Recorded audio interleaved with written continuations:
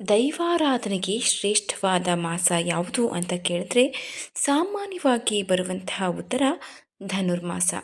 ಧನುರ್ಮಾಸವು ಸೂರ್ಯನು ಧನುರಾಶಿಯನ್ನು ಪ್ರವೇಶಿಸುವಂಥ ಮಾಸ.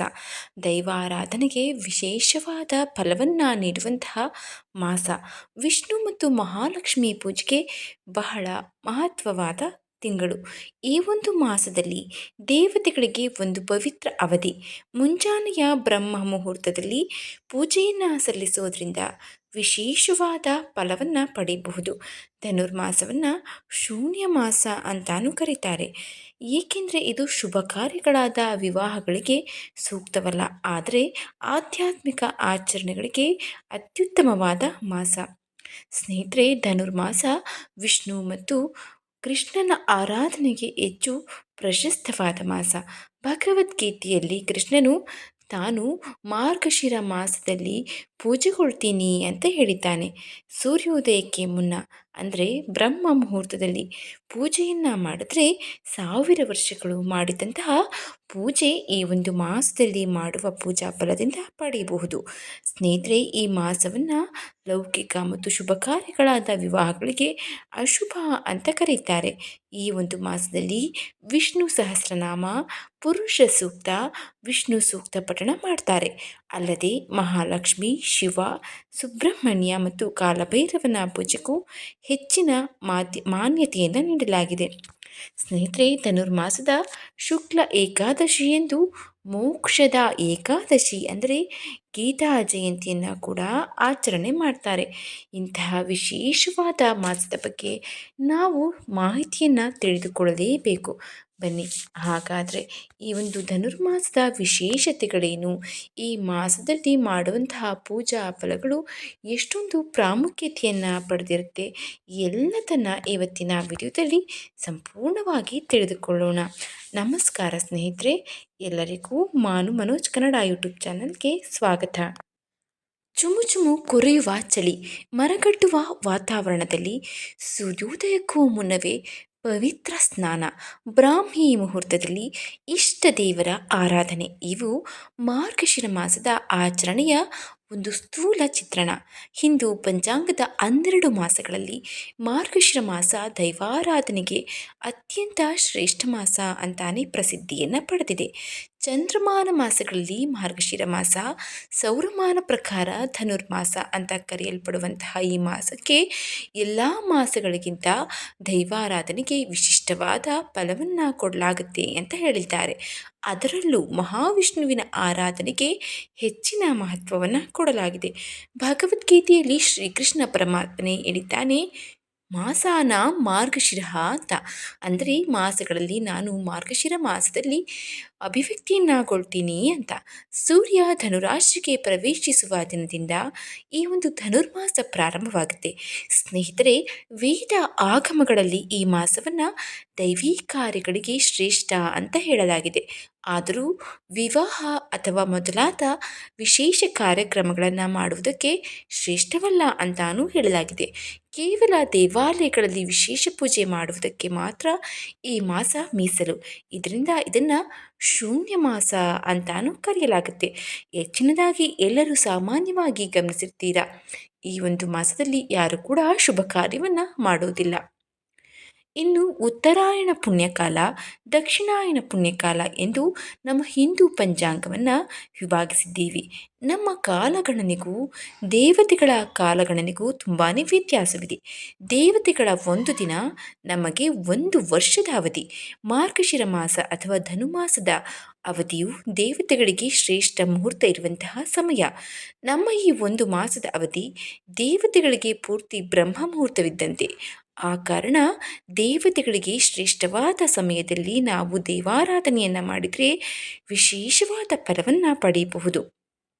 ಈ ಮಾಸದಲ್ಲಿ ಅವತಾರ ಪುರುಷರಿಗೆ ಸಂಬಂಧಪಟ್ಟ ಅನೇಕ ಘಟನಾವಳಿಗಳು ಕೂಡ ನಡೆದಿವೆ. ಈ ಮಾಸದ ಶುಕ್ಲ ಏಕಾದಶಿ ಎಂದು ಗೀತ ಜಯಂತಿಯನ್ನು ಆಚರಿಸ್ತಾರೆ.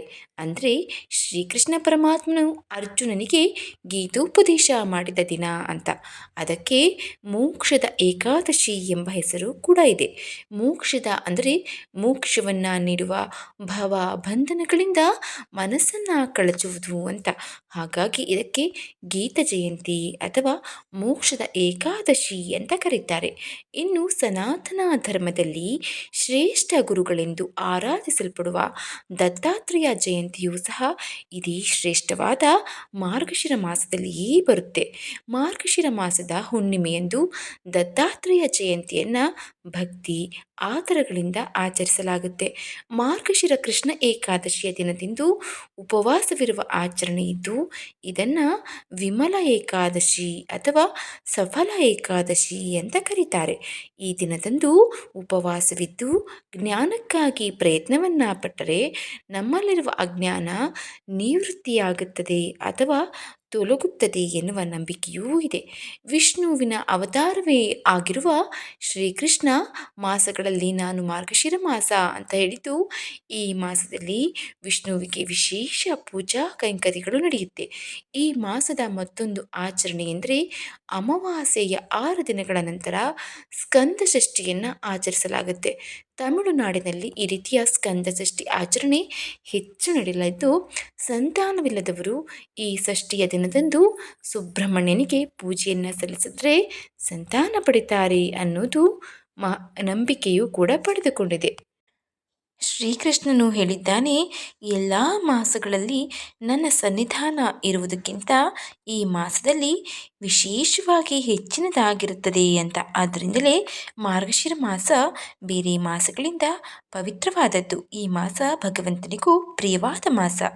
ಧನುರ್ಮಾಸ ಈ ಮಾಸದಲ್ಲಿ ಬರುತ್ತದೆ. ಧನುರ್ಮಾಸ ಬೇರೆ ಮಾಸಗಳಂತೆ ಪ್ರತ್ಯೇಕ ಮಾಸವಲ್ಲ.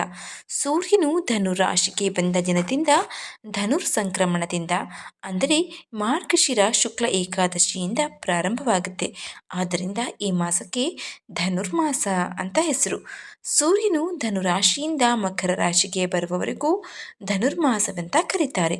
ಸೂರ್ಯನು ಮಕರ ರಾಶಿಗೆ ಬಂದ ಮೇಲೆ ಧನುರ್ಮಾಸ ಮುಗಿಯುತ್ತದೆ. ಧನುರ್ ಸಂಕ್ರಮಣದಿಂದ ಮಕರ ಸಂಕ್ರಮಣದ ಅವಧಿಯನ್ನು ಧನುರ್ಮಾಸ ಅಂತ ಕರೆಯಲಾಗುತ್ತೆ. ನಮ್ಮ ಶಾಸ್ತ್ರಗಳು ಈ ಮಾಸದಲ್ಲಿ ದೇವತಾ ಕಾರ್ಯಗಳಿಗೆ ಮಾತ್ರ ಮೀಸಲನ್ನು ಕೊಟ್ಟಿವೆ. ಸ್ನೇಹಿತರೆ, ಧನುರ್ಮಾಸದಲ್ಲಿ ದೇವತೆಗಳು ಬ್ರಾಹ್ಮಿ ಮುಹೂರ್ತದಲ್ಲಿ ಅಂದರೆ ಸೂರ್ಯೋದಯಕ್ಕೆ 1:30 ಗಂಟೆಗೆ ಮುಂಚೆ ವಿಷ್ಣುವಿಗೆ ಪೂಜೆಯನ್ನು ಸಲ್ಲಿಸ್ತಾರೆ. ಭಕ್ತರು ಬೆಳಗಿನ ಜಾವದಲ್ಲಿ ವಿಷ್ಣುವಿಗೆ ಪೂಜೆಯನ್ನು ಸಲ್ಲಿಸ್ತಾರೆ. ವಿಷ್ಣುವಿಗೆ ಪೂಜೆ ಸಲ್ಲಿಸಲು ಧನುರ್ಮಾಸ ಬಹಳ ವಿಶೇಷವಾದ ಮಾಸ. ಧನುರ್ಮಾಸದ ಮಹತ್ವವನ್ನು ಪಂಚರಾತ್ರಾಗಮ, ಆಗ್ನೇಯ ಪುರಾಣ ಮತ್ತು ಶ್ರುತಿ ಮುಕ್ತಾವಳಿಗಳು ವಿವರಿಸಿವೆ. ಶ್ರುತ ಋಷಿಗಳು ಶುನಕ ಋಷಿಗಳಿಗೆ ಧನುರ್ಮಾಸದ ಬಗ್ಗೆ ತಿಳಿಸಿದ್ದಾರೆ. ಹಂಸರೂಪ ಭಗವಂತ ಮತ್ತು ಚತುರ್ಮುಖ ಬ್ರಹ್ಮರ ನಡುವೆ ನಡೆದ ಸಂವಾದವನ್ನು ವಿವರಿಸುತ್ತಾರೆ. ಅದರಲ್ಲಿ ಧನುರ್ಮಾಸದ ಮಹತ್ವ, ಆಚರಣೆಯ ದೊರಕುವ ಫಲ ಇದರ ಬಗ್ಗೆ ತಿಳಿಸಿದ್ದಾರೆ. ಸ್ನೇಹಿತರೆ, ನಾವು ಕೂಡ ಈ ಒಂದು ಶ್ರೇಷ್ಠವಾದ ಧನುರ್ಮಾಸವನ್ನು ಆಚರಿಸಲೇಬೇಕು. ಬ್ರಾಹ್ಮಿ ಮುಹೂರ್ತದಲ್ಲಿ ಭಗವಂತನ ಪೂಜೆ ಮಾಡಲೇಬೇಕು. ಪೂಜೆಯನ್ನು ನಕ್ಷತ್ರಗಳು ಇರುವಾಗಲೇ ಸೂರ್ಯೋದಯಕ್ಕೆ ಮುಂಚೆ ಮಾಡಬೇಕು. ಸೂರ್ಯ ಉದಯಿಸಿದ ನಂತರ ಮಾಡುವ ಪೂಜೆಗೆ ಪವಿತ್ರವಾದ ಫಲಗಳು ದೊರೆಯುವುದಿಲ್ಲ. ಪವಿತ್ರವಾದ ಪೂಜೆಯ ಫಲ ದೊರಕಬೇಕೆಂದರೆ ನಕ್ಷತ್ರಗಳು ಕಾಣುವ ಸಮಯದಲ್ಲಿ ಅಂದರೆ ಬ್ರಾಹ್ಮಿ ಮುಹೂರ್ತದಲ್ಲಿ ಆಕಾಶದಲ್ಲಿ ನಕ್ಷತ್ರಗಳು ಇನ್ನೂ ಇರುವಾಗ ಧನುರ್ಮಾಸದ ಪೂಜೆಗೆ ಪ್ರಶಸ್ತ್ಯವಾದ ಫಲಗಳು ದೊರೆಯುತ್ತವೆ ಅಂತ ಹೇಳಲಾಗಿದೆ. ಸೂರ್ಯೋದಯ ಕಾಲದಲ್ಲಿ ಮಾಡುವ ಪೂಜೆ ಸರ್ವೋತ್ತಮ. ನಕ್ಷತ್ರಗಳು ಮರೆಯಾದ ನಂತರ ಮಾಡಿದ ಪೂಜೆ ಮಧ್ಯಮ. ಸೂರ್ಯೋದಯದ ನಂತರ ಮಾಡಿದ ಪೂಜೆ ಕನಿಷ್ಠ ವರ್ಗ. ಮಧ್ಯಾಹ್ನ ಕಾಲದ ಮಾಡಿದ ಪೂಜೆ ನಿಷ್ಪ್ರಯೋಜಕ ಅಂತ ಹೇಳಲಾಗುತ್ತೆ. ಧನುರ್ಮಾಸದಲ್ಲಿ ವಿಷ್ಣು ಸಹಸ್ರನಾಮ, ಭದ್ರಾಲಕ್ಷ್ಮಿ ಸ್ತೋತ್ರದಲ್ಲಿ ಮಾಡಬೇಕು.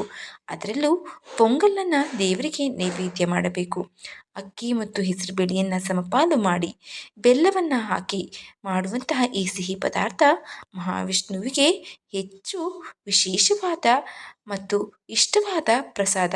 ಧನುರ್ಮಾಸದಲ್ಲಿ ಸ್ನಾನ ಮಾಡಲು ನದಿ, ಸಮುದ್ರ ಇರುವ ಕಡೆ ಹೋದರೆ ತುಂಬಾ ಒಳ್ಳೆಯದು. ಆಗದಿದ್ದರೆ ಗಂಗಾ ಜಲವನ್ನು ಮನೆಯಲ್ಲಿ ಮಾಡುವಂತಹ ಸ್ನಾನದ ನೀರಿಗೆ ಬೆರೆಸಿಕೊಂಡು ನಾವು ಪೂಜೆಯನ್ನು ಮಾಡಬಹುದು. ಎಲ್ಲರೂ ಧನುರ್ಮಾಸದಲ್ಲಿ ಮಹಾವಿಷ್ಣುವಿನ ಪೂಜೆಯನ್ನು ಮಾಡಿ ಮಹಾವಿಷ್ಣುವಿನ ಕೃಪೆಗೆ ಪಾತ್ರರಾಗೋಣ. ಧನ್ಯವಾದಗಳು.